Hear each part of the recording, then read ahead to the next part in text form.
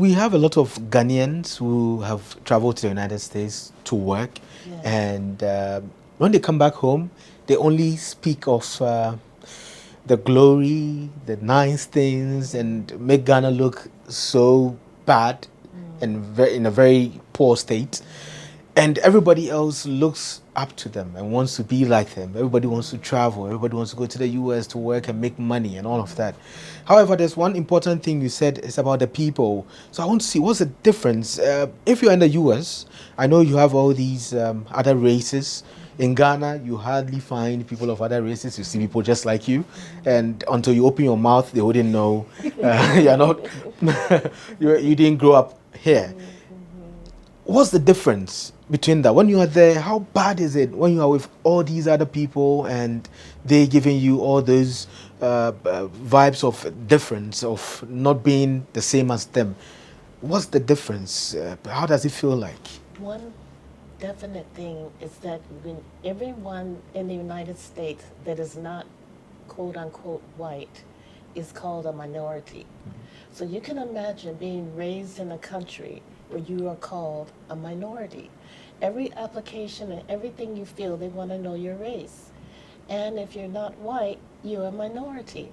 Finally, some law passed, they said, well, you don't have to answer that question.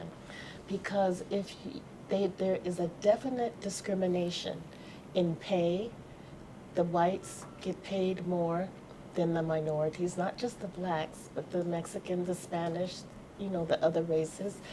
If I want to buy a house, they will get it for a lesser price than me. If I get we have mortgages where we have the houses we have to pay over 15 to 30 years. They'll get a lower interest rate than a black person. And when you walk and go to a public office or go to do business, it's sad to say, when you walk in the room, you look for another black person. Or you hope that you get a black person to help you. Because if you get a black person to help you, there is some camaraderie there, there's some brotherhood or sisterhood there, and they're gonna help you. Whereas you get a non-black or someone, then it's gonna be difficult because it's just, they treat us differently.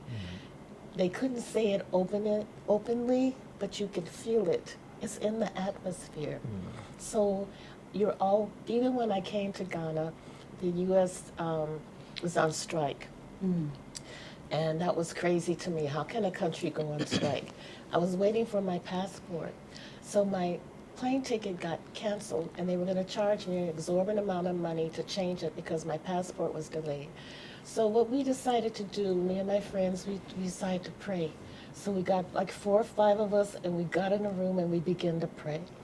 And so I called the airline and we were praying literally that we get a black person. Literally we were praying to get a black person to answer the phone. And you could tell the difference in our voices. And when she answered and we said, yes, it's a black person. This is a true story. And whereas another representative for the same airline was going to charge me like $300 to $700 to change my ticket, she said, oh, madam, you could change your ticket for $7. Wow. So you see there's an underlying discrimination there. And it's just, when you come to Ghana, you don't have to worry about that. Well, you do have to argue with the market people because they hear your voice and they up the price, but that's different. Yeah. Well,